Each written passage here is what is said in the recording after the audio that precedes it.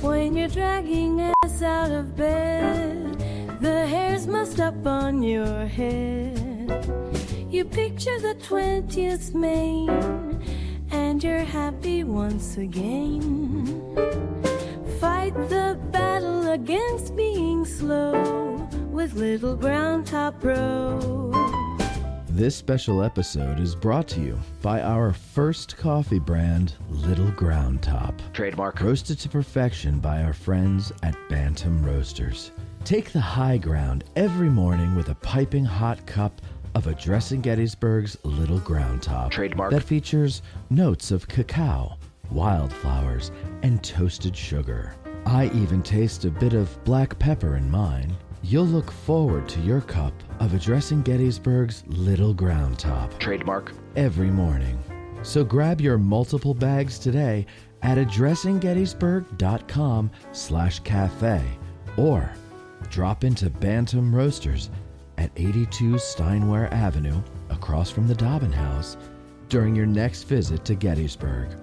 And hey, now that Little Round Top is open, imagine enjoying a thermos of Addressing Gettysburg's Little Ground Top while checking out the view from the hill. Outstanding. That's addressinggettysburg.com/cafe or Bantam Roasters at 82 Steinware Avenue. You're listening to Addressing Gettysburg.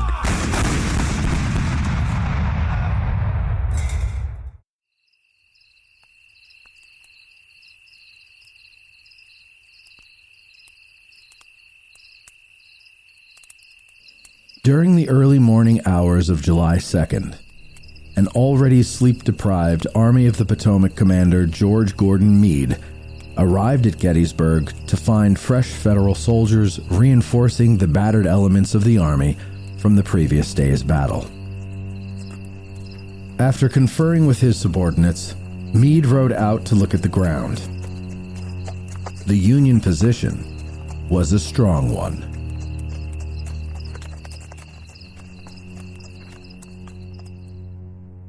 Cemetery Hill dominated the surrounding landscape and offered the Union defenders a strong artillery position. Two key roads that led into Gettysburg from Maryland intersected just north of the hill. Those two roads were crucial avenues of resupply and, if necessary, retreat for the Union Army. The army controlling the hill controlled the field. But the position had one weakness. When he arrived the previous day to act in Meade's stead, Union 2nd Corps Commander Winfield Scott Hancock assessed the position and reported to Meade that it was strong, but the Confederates could turn its left flank. This fact didn't escape Robert E. Lee's experienced eye either. He astutely turned his attention to planning the action for July 2nd, devising a strategy that would test the mettle of the Union Army. With Meade deciding to stay, Lee needed to determine the best way to knock the Federals off their strong position. A direct assault on Cemetery Hill could prove devastating for Lee's infantry, as they would have to cross open farm fields to attack the position. Subordinate commanders convinced Lee not to attack the Union right near Culp's Hill, and so just before dawn, Lee dispatched reconnaissance parties to determine the terrain of the Union left and the dispositions of the Army of the Potomac. One such party returned and reported no Union soldiers in the area of Little Round Top. Licensed battlefield guide Charlie Fennell. The recon that's the most famous, perhaps, of the battle was the Johnson recon of Little Round Top. He went back and told Lee the line wasn't that long. So I don't care if he got the Little Round Top or not. It doesn't matter to me. What matters is what he told Lee. And this is why people get so confused when they talk about the battle. They emphasize non-essential information. The essential information is what he gives Lee, and he tells him the line isn't that long. After conferring with his commanders, Lee made his decision. James Longstreet, his trusted second-in-command, his old warhorse, would take 2 divisions and, under concealment, get into position to attack the flank of the Union line. Once Longstreet was in position, his orders directed him to attack north along the Emmitsburg Road and roll up the Union left. While Longstreet was executing this move, Ewell's Second Corps would demonstrate on the Union right to prevent reinforcements from being sent to meet Longstreet. Ewell's demonstration would become an attack if Ewell thought it feasible. As Longstreet is moving to set up the initial attack, Hill is to support him in the center. That's the Third Corps. All right, so what's Ewell doing on the morning in that early afternoon of July 2nd? He's waiting for the battle to start. And of course, he's being criticized by staff officers who served with Jackson. They'd say, Jackson wouldn't sit here while they're building breastworks on his hill. Well, if he was told to sit here, he would. Jackson's not in charge. Lee is. Okay, so Ewell's doing exactly what Lee wants him to. And as we know, the battle starts around 4 o'clock to 5 o'clock there. So from 5 o'clock to a.m., 5 o'clock p.m., there's no combat troops on Little Round Top. Okay, but they're stacked in here. All right, this is a formidable position. Naturally, it's been improved by entrenchments, and now you've got a veteran corps with reserves in hand occupying it. So if the Confederates had attacked this on the morning of July 2nd, let's say around 11 o'clock or 1, by the time the 12th Corps gets settled in, it's going to be a slaughter. It'll be a slaughter. There's no doubt in my mind it would be. Okay, and so as the battle progresses, we know that the Confederates finally drive in Sickles salient, and this is what I think Lee has in mind. I ask people sometimes on tours, does Lee know that the Union line is shorter and it's bent back on itself so you can move men back and forth from one end to the other more quickly? And they say no. I said, what do you mean no? The man is a second in his class at West Point. They teach physics there, geometry. All right, sure he knows it. And so I think he comes up with a plan that will take advantage of the Union position, where if Longstreet begins to win the war, what's Meade going to do? Let him win it? No, he's going to move men from other parts of his line to stop it. Okay, and the advantage of the Union line is you can do that. The disadvantage is, or the trap, if you will, is that you might move too many too soon. And without getting into a lot of detail, that's what happens here. It was a bold plan. One that Confederate General James Longstreet did not care for, but ever the consummate soldier, he followed orders. Longstreet's corps, consisting of 3 divisions under General McLaws, Pickett, and Hood, was initially delayed due to the absence of Pickett's division, which was still over 20 miles away. Lee urged action, but acquiesced to Longstreet's request to wait for one of the brigades from Hood's division, Law's brigade, before commencing the march. It would be nearly 1 in the afternoon before Longstreet's march began. Licensed battlefield guide Tracy Bear. Longstreet was waiting for this strong Alabama brigade to bolster his numbers as much as possible. He will have 2 of his own divisions out of his corps here, and he certainly wanted them full strength if at all possible. Pickett's division would remain in Chambersburg and not be called up until later. They were serving there as the rear guard of the Army until relieved by General John M. Bowdoin. So when Law finally arrived here at Gettysburg, this march to get into the location that Lee had designated the Day 2 attack to launch from would finally get underway.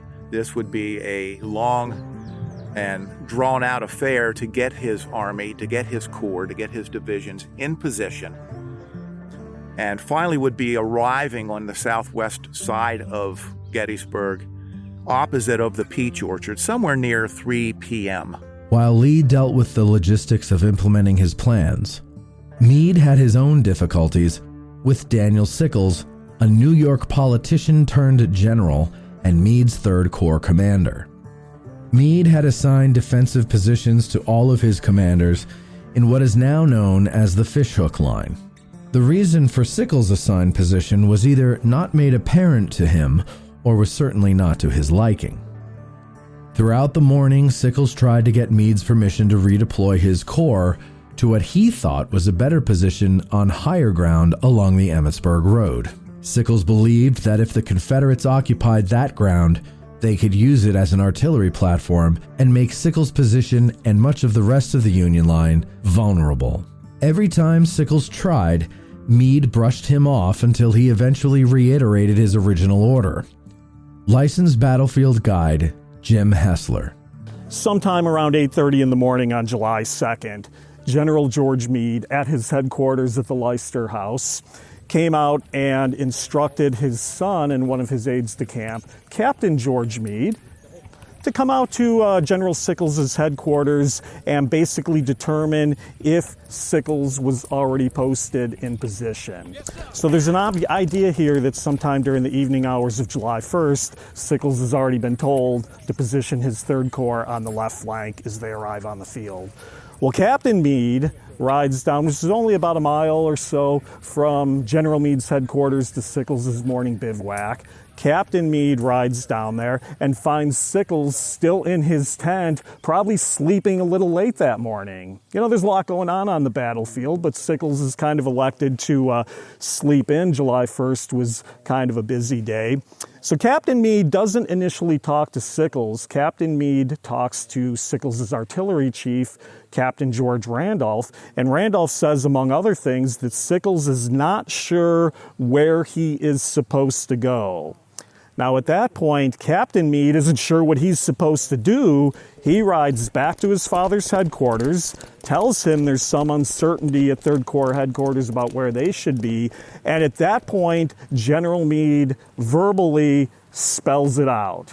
He says, I want Sickles to basically extend the left of the 2nd Corps, occupy that range of hills, plainly visible, if practicable to occupy it. Well, we know those hills today as Little Round Top and possibly Big Round Top, and also replace the position of some 12th Corps troops in Geary's division who had been posted there the night before and had left about 5 a.m.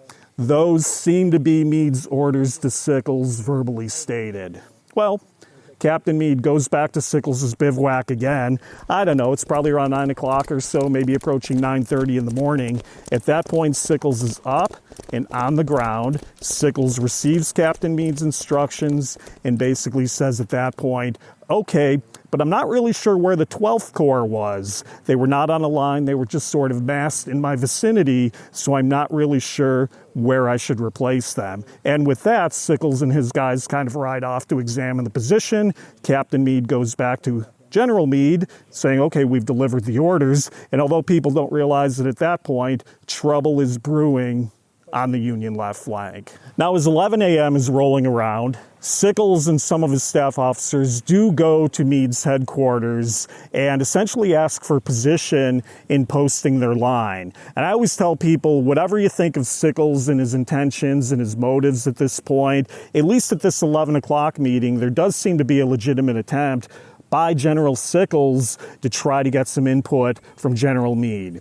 So Sickles arrives at Meade's headquarters, essentially says, look, I'm not sure where I'm supposed to be. I'm not sure where the 12th Corps was. Can you come out and assist me in posting my troops? Now, General Meade was very busy at that time. He was probably more focused on any action that was going to happen opposite the Union right or the Union right center.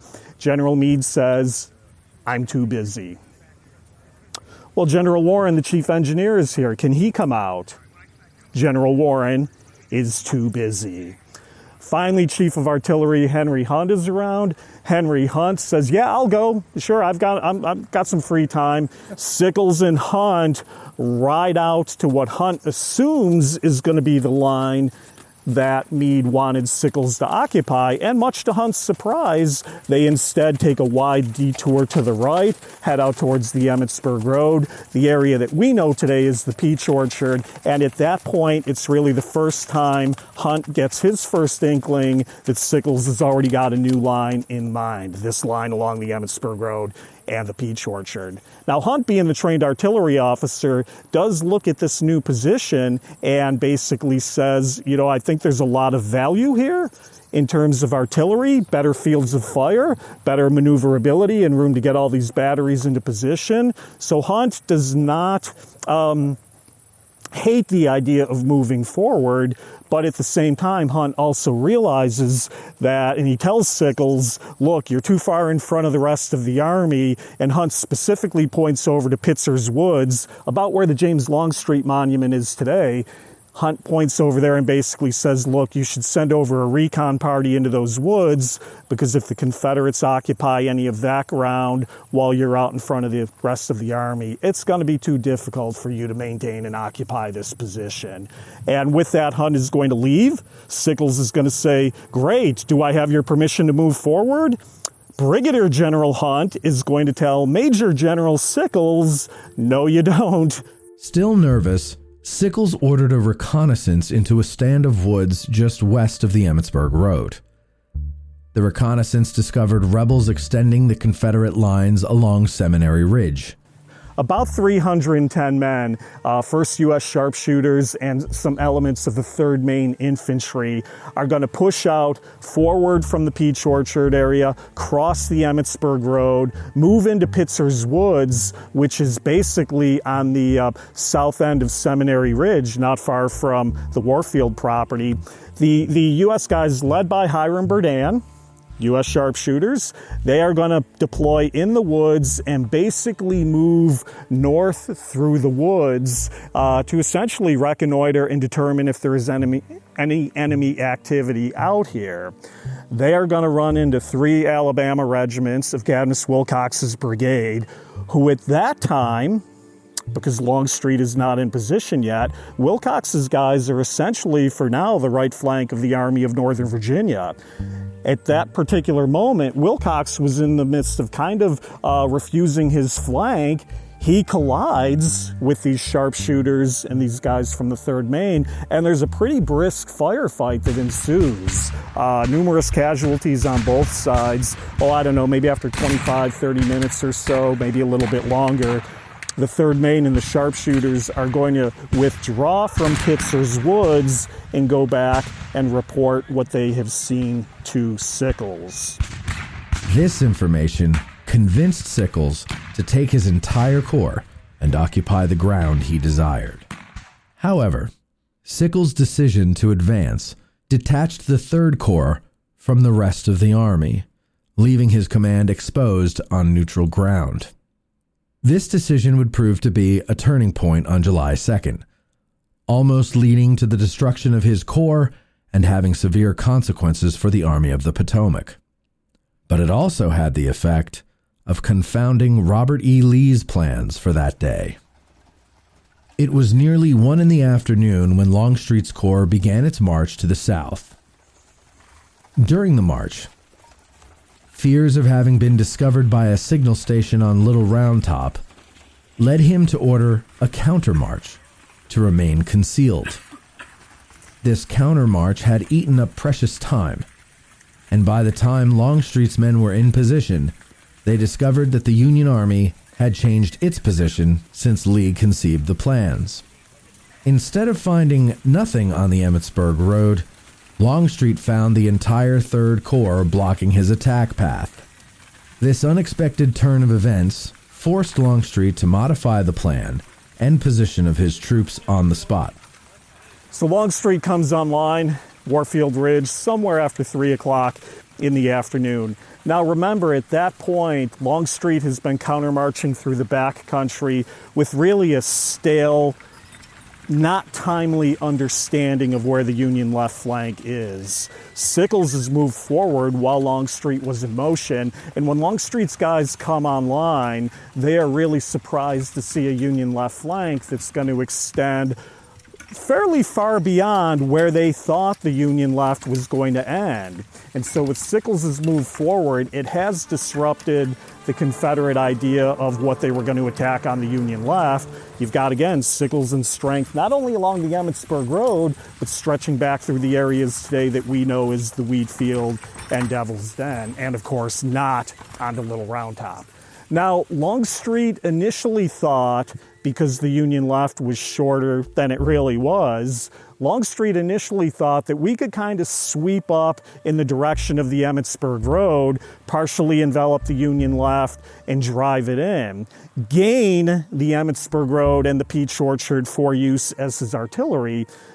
But when Sickles' line extends beyond that point, instead of attacking in depth up the direction of the Emmitsburg Road, Longstreet's guys, in essence, Hood, is going to have to be deployed further to the right of Lafayette McLaws' division, and Hood then will have the directive to basically partially envelop the Union left and drive it in. What this all means in layman's terms to me is, instead of attacking in depth with brigades behind each other or even divisions behind each other, Longstreet is now going to have to attack over a wider front than he normally intended, not going to have the depth, not going to have the power to exploit openings in the Union lines like he might have initially hoped to do. And again, whether you like it or not, it's all because Sickles' move has, yes, disrupted the Confederate plans. Around 4 in the afternoon, the Confederates launched their attack, forever immortalizing landmarks like the Devil's Den, Little Round Top, the Wheat Field, and the Peach Orchard. Licensed battlefield guide Tracy Bear. Law's brigade was located along Warfield Ridge. To the left of them will be the Texas Brigade. And as we know, this is part of Hood's division.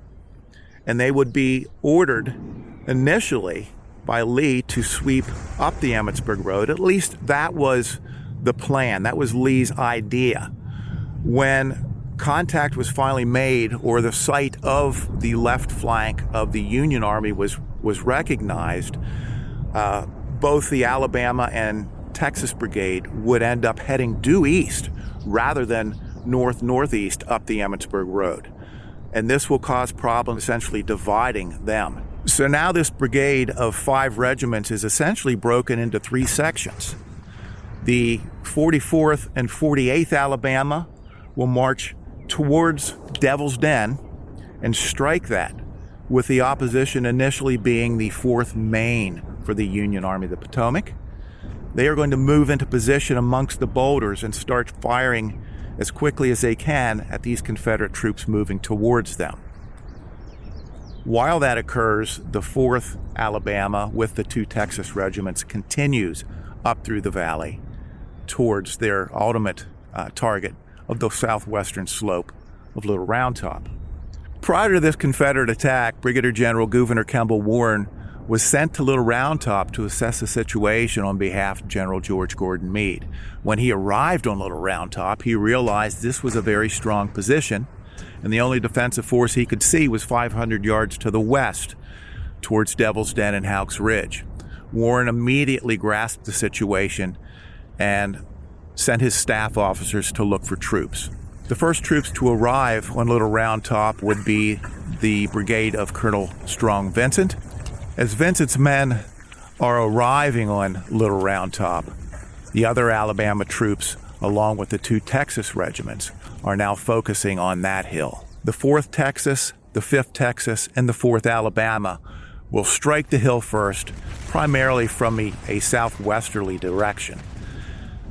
They are reaching the foot of that hill when they come under fire from the 16th Michigan, the 44th New York, and to a certain degree the 83rd Pennsylvania. And this fire coming in from their flank, their right flank, is going to drive them back. They will make successive charges before the 48th Alabama leaves the attack of Devil's Den to join them on the extreme left.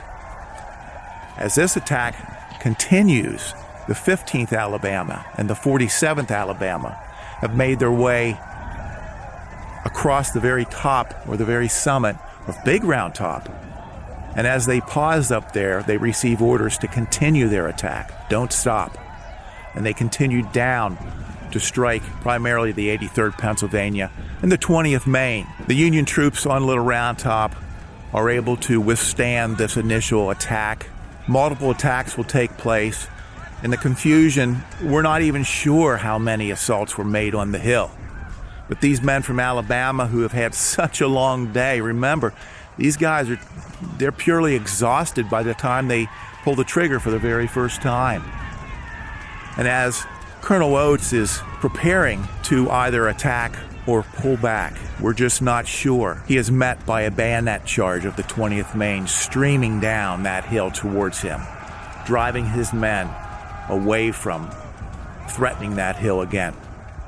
The pastoral landscape of Gettysburg was transformed into a battleground, with ranks of butternut and gray clashing among the rocks and hills. The ferocity of the fighting was such that the air was thick with the sound of gunfire and the cries of the wounded, creating a scene of intense drama and horror. Meade, realizing almost too late the danger his army was in, rushed reinforcements to the scene. Each new reinforcing command escalated the desperate fighting. One Union officer in the wheat field remembered the men were firing as fast as they could load. The din was almost deafening. By 6 in the evening, Hood's attack had stalled, though Hood himself had been wounded earlier in the fighting. Licensed battlefield guide Ralph Sickles. In the time that this maneuvering has taken place, I believe the largest artillery fight, close-action artillery fight of the war will take place between Confederate guns on Warfield Ridge and the Union guns on the Emmitsburg Road and in the Peach Orchard. At the height, there will be 86 cannon on both sides firing at each other before the infantry attack even begins.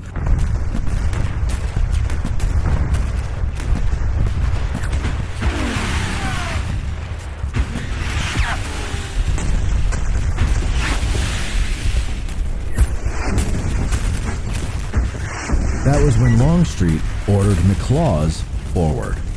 During McLaws's assault, Barksdale's brigade of Mississippians crashed through the Union position at Sherfy's Peach Orchard at the intersection of the Emmitsburg and Millerstown roads, plunging the Union defense into a chaotic and intense struggle for survival, a scene that was both overwhelming and terrifying. Ralph Sickles. The guns facing each other at the Peach Orchard and Warfield Ridge were 500 to 600 yards apart. And while John Bell Hood's division is moving south, 7,500 men moving to a new position, that takes time. And it's during that time that the artillery fight gradually escalated as more and more batteries rolled into the Peach Orchard and took position on the west side and on the south side, firing at the Confederate cannon that were along Warfield Ridge. The hometown battery for me is the 1st New Jersey Battery B, which, in the fight at the Peach Orchard, will fire more ammunition than any other battery on any other day of the American Civil War.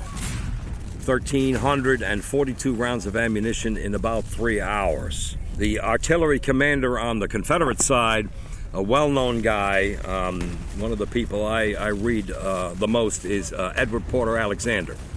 And Alexander would write about the attack against the Peach Orchard. I hope to make it short, sharp, and decisive.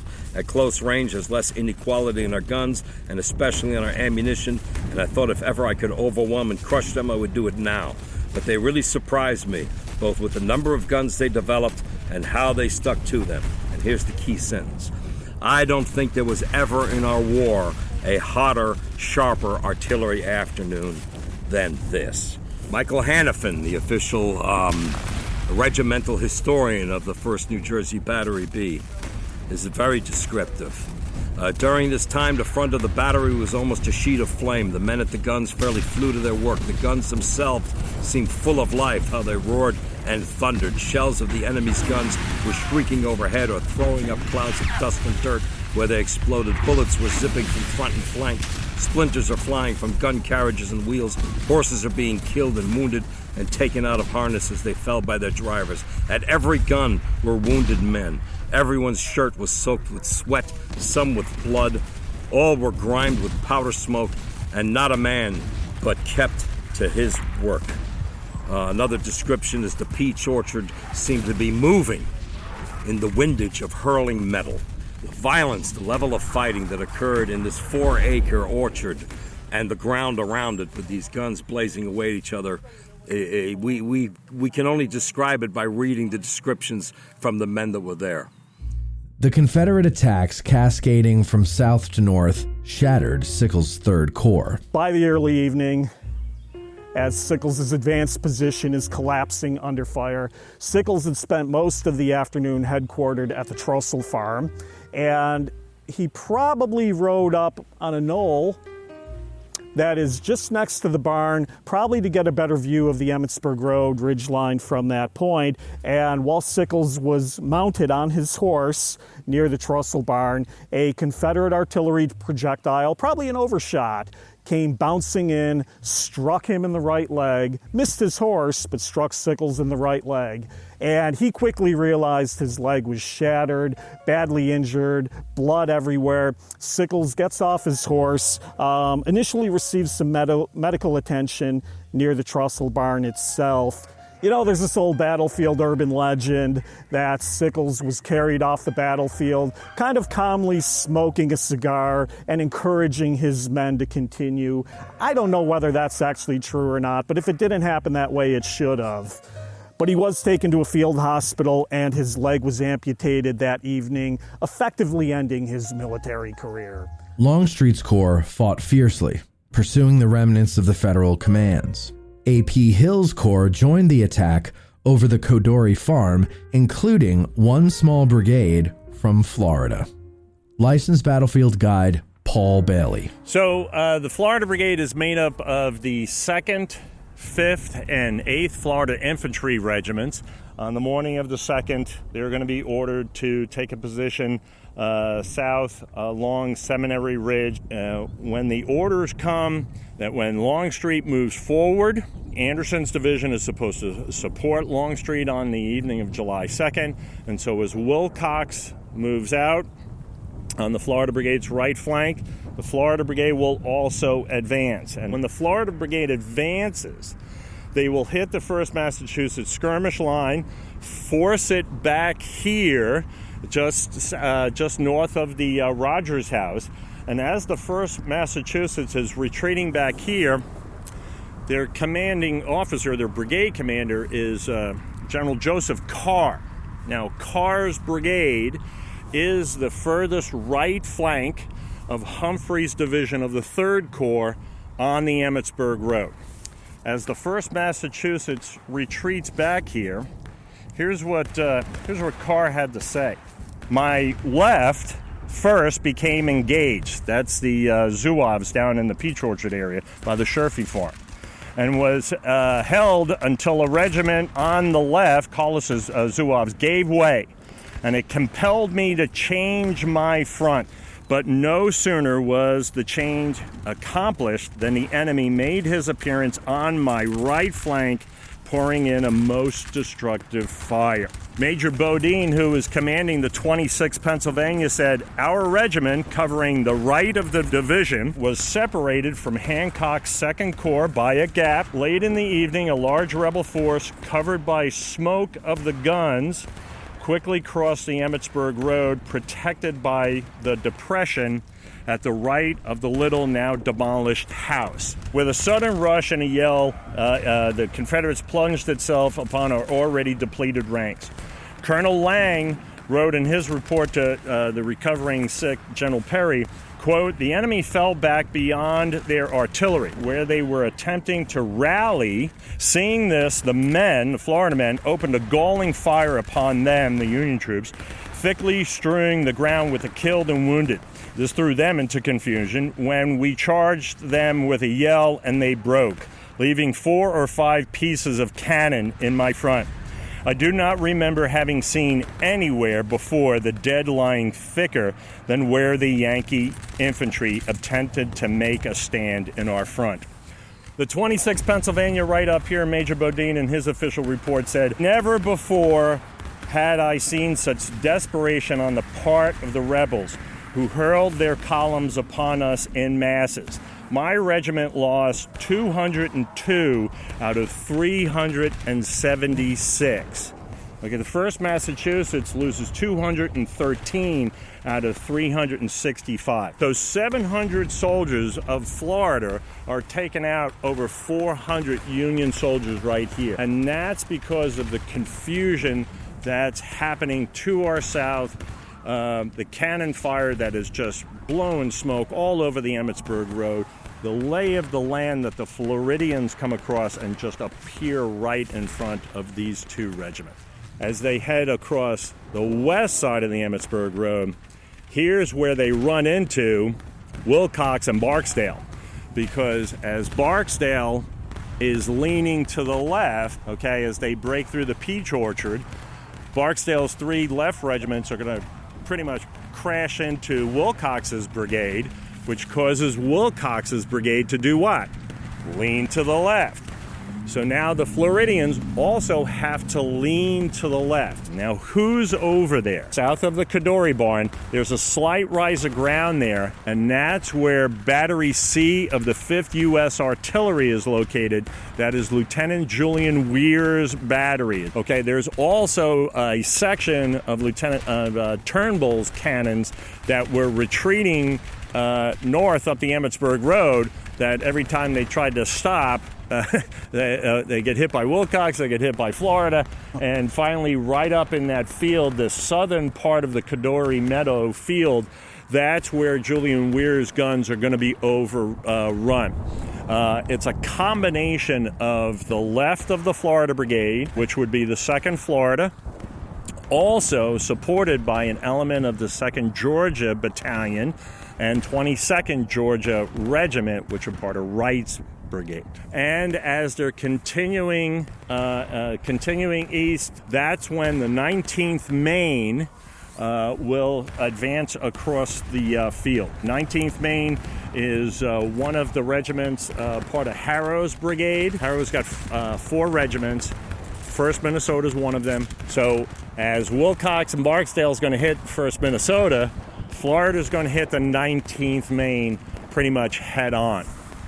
Okay, and here's what Colonel Francis Heath of the 19th Maine said. As the gray line emerged from the smoke, about 50 yards in front, a tall color bearer was first seen, running at double quick and tossing his colors several yards in front of their line.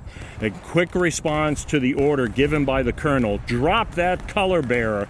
The Confederate colors went down, and at this instant, the 19th poured in its first volley. The fire evidently stopped the Confederates as they returned fire at once, and for a short time, the 2 lines exchanged volleys. Some accounts have the 19th Maine and the Florida Brigade exchanging 8 volleys at each other at short distance, just east of the Emmitsburg Road in that field. Then a report will come in to the commander of the 19th Maine that his right flank has been turned. Okay, now keep in mind that there is a lot of smoke on the battlefield further to the north, because on the other side of the Cadore barn is Brown's battery, and so with that smoke now probably drifting across the field, and with Wright's brigade getting around the Cadore farm to the north of it, maybe the 19th Maine is starting to feel that they are outflanked on their right. So the 19th Maine starts to back up to Cemetery Ridge. Well, this is great for the Florida Brigade because now they can continue advancing. Unfortunately, what's happening right out in front of the Pennsylvania Monument, there's a battery of smoothbore cannons that most people just drive right by, and that is Lieutenant Evan Thomas's battery. Thomas and his cannons are firing pretty much point blank into the Cadore thicket, and with that smoke and with the charge of the 1st Minnesota, plus it's starting to get dark out here. It's late on July 2nd. Now Wilcox and Barksdale's brigade, which is intermingled, and Barksdale goes down, that part of the line will start to retreat. And so once Perry feels that he's getting too far out in front, he gets word that there are Union troops on his right flank starting to get into his rear. And so Perry now says, we were pressing on rapidly. We arrived behind a small growth of timber at the foot of the heights. Here I called a halt in order to allow the men to catch their breath and reform the line before charging a battery and infantry in our front and below the heights. Like Wilcox and Wright, Lang sent an aide back to General Anderson to ask for support. When Lang reported a heavy fire of musketry was poured upon my brigade from the woods 50 yards immediately in front, which was gallantly met and handsomely replied to by my men. Before any support came forward, an aide from the right informed me that the heavy force had advanced upon General Wilcox's brigade and was forcing it back. Lang goes running to the right to find out what's happening over there to check for himself, and while reforming my line, a heavy column was thrown against Wilcox, forcing him back. I held my ground until the enemy had advanced more than 100 yards to my rear and were about to cut off my retreat when I gave the order to fall back, compelled to give up the ground that he had already gained that day. Toward the end of the Confederate attack on the Union left, Wright's brigade of Anderson's division briefly broke through the Union 2nd Corps line near a copse of trees on Cemetery Ridge. Author of Our Story, Stephen Evangelista. So on July 2nd, 1863, Battery B, 1st Rhode Island Light Artillery, was in a very exposed position out on the Cadore Field, about 250 yards out in front of the Union line. And there was a particular gun out there. It was the 4th gun under the command of Sergeant Albert Aaron Strait. And they were in a pretty precarious position. And when they were ordered to leave the field because they were being overrun, Sergeant Strait decided to fire one last round of double canister. And they were able to do that successfully. But the men on that gun were not going to budge from the field until they could get that gun off the field. And one of the men, his name was Private David King. And he and a fellow battery cannoneer, George Madison, were trying to lift the trail to get the gun off the field.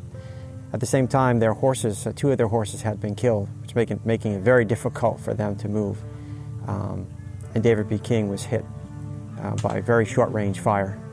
And as the account goes, he raised his hands in the air and he said, "I'm hit, I'm hit." And there's not much anyone really could do at that point. And he sort of just fell into the dirt, and he died a few minutes later. They had to leave him there for some time. Member of Battery B, 1st Rhode Island Light Artillery, Captain Phil DeMaria. Corporal John Delavan tries to get off the field by grabbing hold of the sight on the gun to pull him along, and he misses and falls. Gets up, makes a dash for the wall, and he says there's a ditch that's probably 14 feet by maybe 10 feet, and he falls into this ditch. Confederates come right up to him. There's another Union soldier that's in the ditch with him, and they make eye contact, and the other guy just kind of winks at John Delavan. And as I said, the Confederates were right there. Their rifles were almost over the top of them as they're firing. And when they fire and start to reload, these guys jump up, Delavan and the other gentleman, and make a dash for the wall. And as they get up, they realize the Union soldiers behind the wall are leveling their rifles. And he's thinking, they must think we're Confederates. And they fire almost right in their face and kill the 2 Confederates that are ready to shoot them. And as they come over the fence, they just grab a hold of them and pull them over the stone fence. Just a really interesting story. In previous battles, a situation like this might have unnerved the Army of the Potomac, leading to a defeat. But this time, the soldiers stood their ground, their determination and courage preventing a potential disaster. Licensed battlefield guide Mike Rupert. All right, so the whole idea with Freeman McGilvery, a little bit of background. He is from Maine. Up in Maine, he's going to wind up raising the 6th Maine Artillery Battery. Eventually, he's going to rise up to the rank of Lieutenant Colonel. That is his rank here, and he will be in charge of the 1st Volunteer Artillery Brigade here at Gettysburg. Now, McGilvery, what's going to wind up happening is that McGilvery, being part of the reserve artillery, is going to be some of the unit, he's going to be involved, well, his entire artillery brigade, 4 batteries, we'll talk about them in a minute, they're all going to be sent to help out Dan Sickles. And effectively, McGilvery's going to have 2 lines here on day 2. First line, where's it going to be? It's going to be in that big gap that Sickles is going to create there in the peach orchard. Now, you got half of Sickles' men along the Emmitsburg Road. The bend is the peach orchard, everybody's familiar with that. But as that bend is in the peach orchard and starts to go down, the reverse slope of the peach orchard plateau, if you will, there's a big empty spot, about a 400-yard gap before you pick up with the Wheatfield, de Trobriand, and then Ward's men who extend all the way to Devil's Den. So we got a big gap there. Meade went out there. Of course, Meade finds out Sickles had extended his line. George Meade's going to run, of course, right out there with him, absolutely berating Dan Sickles. But problem is, a little bit after 3 o'clock here on day 2, that Confederate artillery is just unlimbering opposite the peach orchard on Seminary Ridge, 500-600 yards away, and those Confederate cannoneers are going to start throwing artillery shells into the peach orchard. But nonetheless, Sickles, of course, totally upsets George Meade's line, is going to create this big gap. So McGilvery, initially, he's going to fill in that 400-yard gap, and then one of the first units that's going to go out there to assist Sickles' artillery is going to be from another reserve brigade, and that's going to be Nelson Ames. That's a New York battery. He goes all the way out basically to the point, because that's where you see the, it's like, why is this lone battery not connected to anything out there? Well, he was one of the first ones out there, and once he runs out of ammo, he's going to wind up coming back, but Ames is going to be out there. McGilvery arrives. We got another 22 cannon. He's going to set them up on that reverse slope, fill in that big gap, and of course, already they're going to start to be under fire. Now, as they're under fire, eventually they're able to hold off South Carolinians, because we've got to remember that the attack that's going to occur from the other side of the field behind us, from the Confederate line, it's going to be in progression. It's never ordered in echelon, but that's the way Longstreet's going to effectively control it. You know, one brigade after another hitting the various parts of the Union line. So Kershaw gets the okay to go by 5 o'clock. With McGilvery's help, Sickles' line is able to hold there in that peach orchard there, okay? They hold back Kershaw, and Kershaw winds up splitting anyways. Half of his men go towards the Wheatfield fight. Problem is, half hour later, what's going to happen? 1,600 men from Mississippi are going to come and totally smash right in the point, if you will, of Dan Sickles' position at the Peach Orchard salient. The line is going to wind up collapsing. Of course, the artillery is going to start to pull off, and the way the artillery will pull off is those who are closest to the Emmitsburg Road pull off first, and then in succession. And you got to remember, last one to come out is going to be John Bigelow. He's got 6 cannons there, and Bigelow is going to be, he's got a new command, if you will. However, he was a very strict disciplinarian as he's training these guys, and at first, you know, those men in that artillery unit, a new unit, untested, this is their first battle, and they're going to appreciate it here once they actually become under heavy fire here and the stands that they're going to have to make. And effectively, Bigelow, who is in McGilvery's brigade, is going to have to make 2 stands behind us here. As they're getting to pull out, they're going to be the last battery out. McGilvery's going to ride over to them, and McGilvery's going to wind up telling John Bigelow and his battery that they cannot retire quickly. They got to stay to continue to fire. So Bigelow's going to ask for the permission to retire by prolong, which is you don't hook the cannon up to the limber. You got the rope in between, and they will be able to continue and fire back towards actually the area behind us, the corner of the Trossel Farm Yard, slowly. Taneytown Road is of course a key road for the Union Army. McGilvery's going to wind up seeing that there is no organized troops up there. He expected he was going to find some organized troops up here at the Union line of Cemetery Ridge proper. There's nothing. You have, of course, to the left of that, where the New York Auxiliary Monument is, that kind of weird-shaped half moon. In that area there, a lot of Sickles' infantry are going to be falling back in disorder, but as they do, there is no order back here. There is no organized batteries. So what winds up happening, McGilvery's going to ride back to Bigelow, and then Bigelow's going to get another order that's going to be surprising, but again, he's going to do his duty. He is ordered to hold off and sacrifice his battery if need be. They're going to wait, and Mississippi's going to come up over that knoll, Bigelow's going to wind up waiting until they're going to be waist high. And this is really close. And what's he going to be firing? He's going to be firing canister. Initially, he's going to wind up driving them back, but Mississippians are not going to stop. They're going to keep coming towards the battery. Now you have the horses going down. Don't forget you have all the smoke obscuring some lines, and some things you can see, some things you can't. And this is going on at different times. You have men going down, horses going down. And then there are going to be some skirmishers from South Carolina.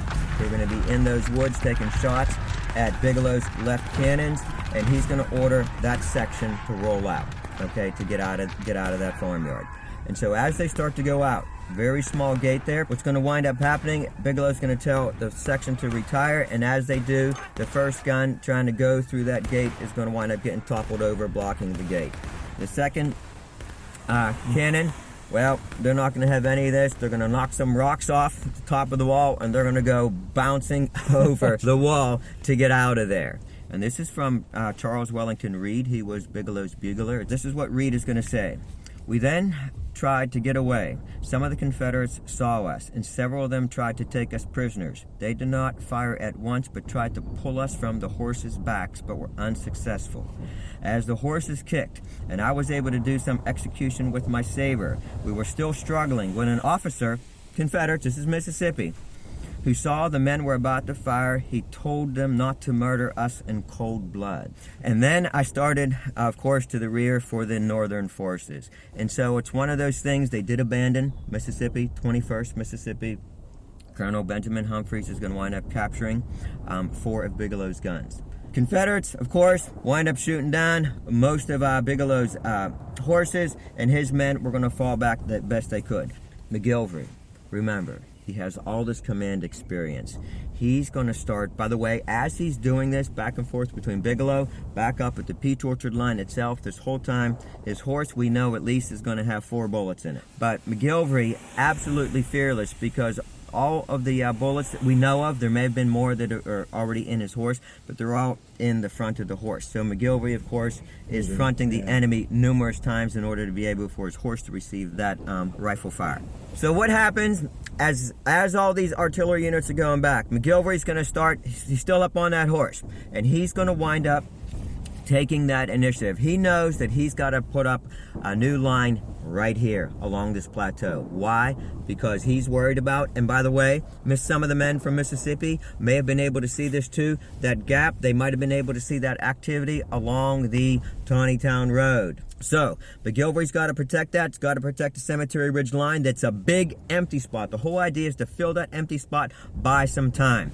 So as the cannoneers start coming back, if you happen to have ammunition, you got guys to run your cannon, and your cannon is serviceable, you're getting put into a new cannon line, whether you're part of his artillery brigade or not. I mean, McGilvery goes so far as to say that he's in charge of the 3rd Corps Artillery and all that kind of stuff. So we're going to have a hodgepodge of cannons that will fill in all along this ground here from where we're sitting on U.S. Avenue off to our left-hand side. Sometimes and they're going to go in and out. As they run out of ammo, different batteries will come in and out. We don't even know all of them, okay?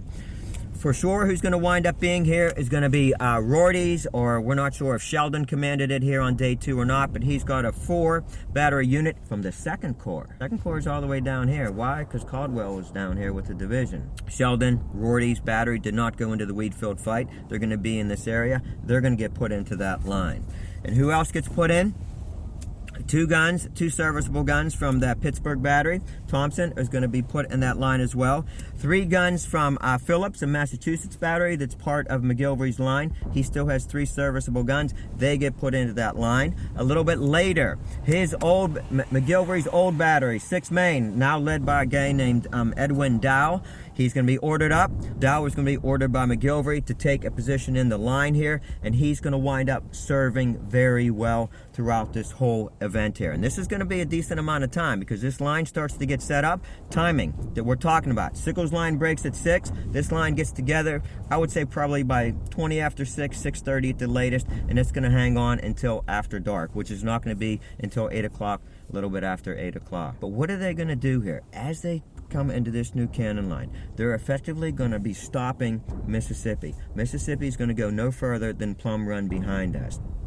And what it also going to buy time for General Hancock. Who does Hancock get down here? A fresh brigade of New Yorkers under George Willard, 1,500 infantry. You always need infantry for artillery support, okay? And McGilvery is going to wind up doing this effectively just with his artillery units that he's able to cobble together in this area here in front of us. So Willard's men will come down. They will give that support. Mississippi's going to get totally stopped. Who's next to them? Our left is going to be 1,700 men under Cadmus Wilcox. Wilcox's men are going to wind up coming through that Plum Run Valley, or scrub growth, if you will. All of McGilvery's cannons will start to be aiming a little bit of enfilading fire. They're going to be supported by who? Willard's infantry, and they're going to hold back a good chunk of Wilcox's Alabamians.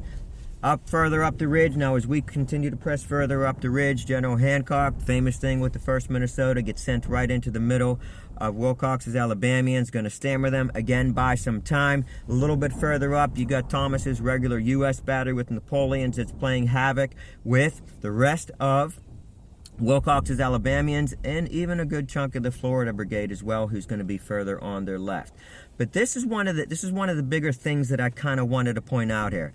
McGilvery taking that initiative. He's going to trade men and maybe even some cannons to buy some time that line could get put back together on Cemetery Ridge proper. And eventually it will be. Those disorganized troops from the 3rd Corps, other troops are filling in as well. Eventually you're going to have a decent body up there, and they are going to wind up doing what needs to be done. And McGilvery, often, again, call him one of the unsung heroes, if you will, but he's going to wind up playing that part here on day 2. Now, once we move to day 3, and I'm not really going to talk about day 3, but effectively, this cannon line that he creates, which is a mix of batteries, not just his own artillery brigade, is going to be where you see the Union cannons on Hancock Avenue, south of the Pennsylvania Memorial. Timely reinforcements, brave counterattacks from the Pennsylvania reserves, and men from Maine, Minnesota, New York, and Vermont would stem the Confederate tide as darkness fell across the battlefield. Longstreet would claim that it was the best 3 hours of fighting that his men had experienced during the war. They had captured some ground and, in the process, had badly mauled elements of 3 Union Corps. The 3rd Corps alone would suffer over 4,000 casualties, some 40%, including the wounding of their commander, Daniel Sickles. Jim Hessler. By the early evening, as Sickles' advanced position is collapsing under fire, Sickles had spent most of the afternoon headquartered at the Trussell farm, and he probably rode up on a knoll that is just next to the barn, probably to get a better view of the Emmitsburg Road ridgeline from that point. And while Sickles was mounted on his horse near the Trussell barn, a Confederate artillery projectile, probably an overshot, came bouncing in, struck him in the right leg, missed his horse, but struck Sickles in the right leg. And he quickly realized his leg was shattered, badly injured, blood everywhere. Sickles gets off his horse, initially receives some medical attention near the Trussell barn itself. You know, there's this old battlefield urban legend that Sickles was carried off the battlefield, kind of calmly smoking a cigar and encouraging his men to continue. I don't know whether that's actually true or not, but if it didn't happen that way, it should have. But he was taken to a field hospital, and his leg was amputated that evening, effectively ending his military career. The Federals could also rightly claim that this was their best 3 hours of fighting. They had fought desperately, yet had not yielded. The shank of the fishhook line had held. Though daylight began to wane, the fighting had not, and one New York brigade was about to fight for its life. To bolster the Union left, George Meade had ordered the entire 12th Corps to abandon its position on Culp's Hill, but he was soon convinced to allow one brigade to remain. That brigade was that of 62-year-old Brigadier General George Sears Greene. As darkness descended, Confederate 2nd Corps Commander Richard Ewell decided to turn the demonstration into an attack. Licensed battlefield guide Charlie Fennell. Okay, on July 2nd, Meade starts sending men from Cemetery Hill over, and they didn't necessarily placate. There's still a hole in the Union line, and so he sends orders to Slocum to order the 12th Corps to go to the Union left. Okay, and so these orders come down to Williams. Williams was looking at, well, I'll take my division, 3 brigades. I'll leave Geary behind. He can hold it. So off goes Williams, and the problem you have here, or at least the fly in the ointment, is that Williams still thinks he's commanding the 12th Corps, and Slocum still thinks he's a wing commander, and Meade doesn't think that. Okay, and so Williams made the decision to leave Geary behind, and off he goes. Okay, so Meade sees 1 division going, and so he sent back to Slocum that I meant the whole corps, and so Slocum sends word to Geary that you're to follow. Now you're looking at half an hour, perhaps 45-minute lull. Okay, so when Geary starts out, it's darker, it's more confusing, and he misses the turn at McDuffer's golf course. All right, he takes 2 brigades and off he goes there, and that's with Kane. Well, Candy was leading because he was in reserve, and then Kane follows. Greene was getting ready to leave when he gets word from his skirmish line that the Confederates are attacking. Okay, now here's another interesting aspect. It's why I like Culp's Hill, because it doesn't make sense. The thing to keep in mind is that for years, for decades, the standard way of looking at this is Ewell didn't attack soon enough. He was supposed to attack with Longstreet. Well, that's July 3rd, okay? And Ewell attacks and Longstreet doesn't, so get over yourselves. Okay, Ewell is waiting for an opportunity, and they notice that the Union troops are leaving. It's hard not to, because they got skirmishers out, you got skirmishers out. They're in touch with one another. Okay, and when they leave, they go back and tell Johnson, hey, they're leaving. And Johnson doesn't need to get permission from Ewell. He's supposed to attack if he has an opportunity, and I would suggest to you he has an opportunity. Now here's where I come in, the fly in the ointment, so to speak. Okay, I think that he attacked too soon. If he had waited another half an hour, there'd be more than one country between Canada and Mexico, because Greene would have been gone. There wouldn't have been anybody in the way. Okay, and this would have been one of the greatest victories in military history, because he'd have probably destroyed, Lee would have probably destroyed at least 1/3, if not half of the Union Army. They wouldn't have been able to get away. Okay, but Greene was allowed to stay. As the orders go back and forth, Greene tells Geary, you know, they're coming, you really want me to leave? And Geary sends a staff officer who tells him the orders are non-negotiable. Okay, and this is when if you're an officer, especially a West Pointer, you start to mumble. Okay, Greene's got 2 choices: obey the orders and lose the war, perhaps, or disobey the orders and risk his career, which I don't think he's that concerned about anyway. So it was interesting that there's one of the greatest names in Civil War history at the time, there, Hiram Rogers. Everybody knows Hiram Rogers. You know, he's from the 10th Maine. He's a staff officer for Slocum, and as a case of my general's bigger than yours, and what Greene is saying makes sense to Hiram, and Hiram tells Greene to stay, and he'll get Geary to return. Okay, so Greene then is up here in front of us as Hiram tritzes off to Slocum, who tritzes off to Meade, and Meade says, well, if you think you need a brigade, you can keep Greene, but the rest leave. Okay, so they come back, and Greene probably thinking, if I was Greene, I'd say I should have kept my damn mouth shut, because now I got a real problem here, right? Okay, so Greene is supposed to hold this hill and take up a position that was occupied by a corps before. So he's supposed to stretch his line down the hill while he's being attacked by superior numbers of Confederates. So if you want the most difficult mission at Gettysburg, you've just heard about it, you see. Much more difficult than what's going on a Little Round Top, for sure. All right, and so Greene starts stretching his line. He reinforced the skirmish line, sent a regiment down to support it, and he buys himself about half an hour or so. He doesn't make it all the way down the hill. Doesn't make it all the way down the hill before Jones, Virginians, over on the right, be in front of us as we look. If you're looking up the hills of Confederate, he's on the right. He's going to strike the point of the hill. Here's Williams. This is Jesse Williams, who we don't have a picture of, so you can make him look like anything you want. but Jesse Williams is a Louisiana boy. I usually say Nichols Brigade so we don't get confused with Alpheus Williams, who's commanding the Union troops in front of us. And then the Mongrel Brigade on the left, Stewart's Brigade of Virginians and North Carolinians and Marylanders. You see, it's not pedigree, it's a mongrel brigade. And they have 2 West Pointers in charge of brigades in the attack on this hill. So this is one of the better led attacks, considering the 3 units involved, 2/3 of West Pointers. You don't find too many West Pointers at the brigade command of the Confederate Army by 1863. They're division or corps commanders by this time, okay? And so they strike Greene, they outnumber them a little over 3-1. Usually you need 3-1 to be successful. Why weren't they? Well, a number of factors. One was the darkness. They didn't know the advantage they had. Furthermore was the difficult terrain they had to traverse. It's rocky, it's wooded, it breaks your lines up.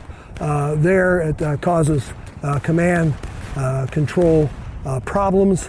And furthermore, then you got a bunch of people up here on a precipitous ridge behind breastworks that's blazing away at you. Okay, Daniels, and this is Junius Daniels, there in North Carolina, who came in on the 3rd, pronounced this mission impossible. You couldn't take his position, it was too strong, because he got a better view of it on the morning of the 3rd. These guys don't know it. They don't know what's in front of them.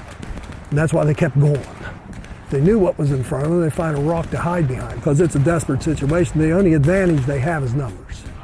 And if they can overwhelm Greene quickly, they still could probably affect a Union retreat and a Confederate victory. But the key word is overwhelm Greene. He's got those entrenchments to hide behind, okay? Long story short, the Confederates do outflank Greene, start driving them in. You've all heard the story of the 20th Maine. We all know that. If you don't know that, then you're not a Gettysburg aficionado, okay? Bayonets, that sort of thing. 137th New York did everything that the 20th Maine did and more, and gets no credit for it whatsoever. And one of the reasons is they're attacking probably 4 times the numbers that Chamberlain attacked there. So their bayonet charge was, shall we say, less than successful. All right, there. But Union reinforcements start to trickle in, and this caused confusion among the Confederate ranks, and so Johnson called off the attack. Okay, so darkness, as one Confederate said, we were defeated. We were defeated by God because he made it get dark. And a Yankee would look at him and say, no, you were defeated by God. All right, then the arguments would start. Unfortunately, they didn't have guns at the reunions. But anyhow, so this is what you have here going on. The Confederates came very dangerously close to overwhelming this thin line of New Yorkers on July 2nd. Okay, so now they fall back into the woods where we're standing and get ready for the 3rd. The Confederates attacked Culp's Hill and East Cemetery Hill, sometimes using the enemy's muzzle flashes to locate their targets. Greene's brigade would be successful in repulsing or halting an entire Confederate division. Greene's little brigade was not enough to cover the whole of the position, and the Confederates did capture some fortifications, but timely reinforcements and the tenacity of Greene's men staved off disaster for the Army of the Potomac. At East Cemetery Hill, Louisianians and North Carolinians would brave the incline of the hill and almost make it to the Baltimore Pike before the timely arrival of the Gibraltar Brigade from the 2nd Corps. These men pushed back the vaunted Louisiana Tigers. Here again, on this side of the field, the Confederates had some success. However, the tenacity of the Union defenders and the oncoming darkness meant the Union position had bent but was far from broken. Licensed Battlefield Guide Jesse Weedleton. Now, as far as the Confederate plan for July 2nd, when the artillery duel is over, they've lost so many batteries out on that eastern Benner's Ridge position. The cannons the Confederates have are not going to be able to support the infantry very well. But Richard Ewell still thinks an attack is worth it. To follow up, he was given that leeway by Robert E. Lee to make this an actual assault if he thinks he can. So he's got Johnson's division that's going to be opposing Culp's Hill. They're going to start out underneath Benner's Ridge and start. Then the next assault is going to come from the edge of town, and Jubal Early's troops are going to swing in front and then up the slope of Cemetery Hill. And probably darkness is going to be their best chance to do this. And then, hopefully, Robert Rhodes' division under Ewell is now through the outskirts of the other side of town on the western side of Cemetery Hill. They would hopefully clench the last part of the hill with the attack. So it's a 3-stage attack that's supposed to happen. So when the infantry fight for East Cemetery Hill is at its peak, and there are Louisiana soldiers up in the gun pits fighting in hand-to-hand combat. I don't know if you've ever seen a hand spike, but when you slip it out of the loops to point the trail, it can have an iron piece on it, and they're fighting in hand-to-hand combat with tools like that. And it's light, it's dark, with the cannons firing and everything. By this time, it's probably around 10 at night, and the fighting elsewhere has died down. The Confederates on Culp's Hill are settling into the bottom of the hill. The fighting for the left flank is over, and George Meade is able to send reinforcements back across from Hancock's line near the angle to try to help over here. So the Louisianans at the top of the hill still expect this third wave to help them, and they see people coming. They see people coming through the cemetery, these dark figures moving behind the gatehouse, and they think that it's Rhodes' division, and it's their rescue coming to help them hold this position. But these dark figures get closer and fire a volley at them. And they realize the hard way that they're not getting any help, and the Union Army is getting reinforced. And it's only 3 regiments from Red Carroll's brigade on the other side of Hancock's line. It's the 4th Ohio, the 14th Indiana, and the 7th West Virginia. And they're going to really crest the hill like a wave and charge down all the way down to where the 11th Corps was at the bottom in the Brickyard Lane. So the Confederates have to give up everything they gained that night because they can't get any support from the town. They can't get any support from the other side of town, and they have to back way back across this open space to pretty much where Middle Street is so that they're out of the way when light breaks the next day. That night, General Meade called a council of war. The Bureau of Military Information informed Meade that up until this point, they had engaged all of the Army of Northern Virginia except for Pickett's division. The Army of the Potomac had been bloodied that day, but fresh soldiers from the 6th Corps had arrived after a forced march of over 30 miles. In a room of the Lydia Leicester House, Meade asked the opinion of his subordinates on what they should do next. The Union commanders decided that they would stay and fight. General Lee did not call a similar council of war. Instead, in his official report, he claimed that the plan for the next day remained unchanged, and the attack would renew on the flanks of the Union Army. July 2nd was a costly day. In intense fighting, both armies combined would sustain over 21,000 casualties.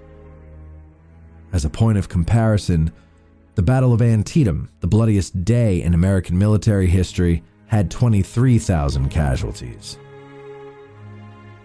And still, some of the more dramatic scenes of the war were yet to come.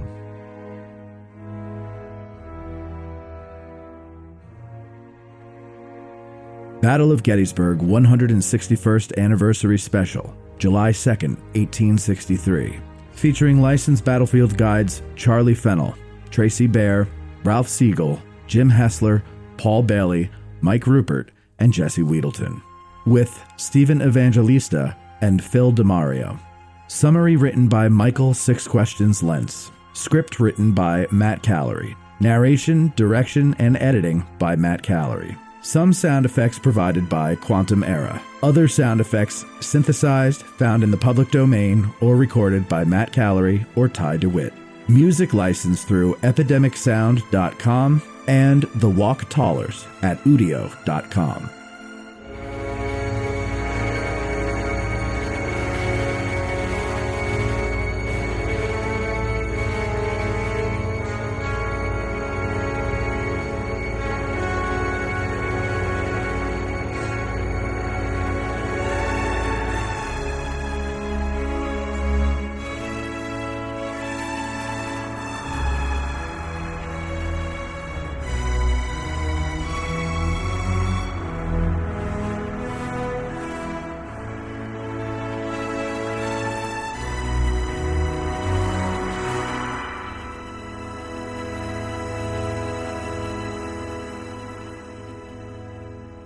Copyright 2024, Addressing Gettysburg, LLC, all rights reserved.